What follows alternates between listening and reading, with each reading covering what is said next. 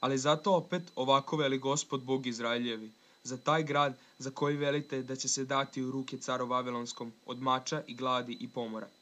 Evo, ja ću ih opet sabrati iz svih zemalja u koje ih raznah u gnevu svom i u jarosti svojoj i u velikoj ljutnji, i dovešću ih na ovo mesto i učinit ću da žive bez straha, i bit će mi narod i ja ću im biti Bog, i daću im jedno srce i jedan put da bi me se bojali vazda na dobro svoje i sinova svojih nakon njih, i učinit ću sa njima savez večan, da se neću odvratiti od njih čineći im dobro, i daću im strah svoj u srce, da ne odstupe od mene, i radovaću im se čineći im dobro, i zasadit ću ih u ovoj zemlji tvrdo, svim srcem svojim i svom dušom svojom, jer ovako veli Gospod,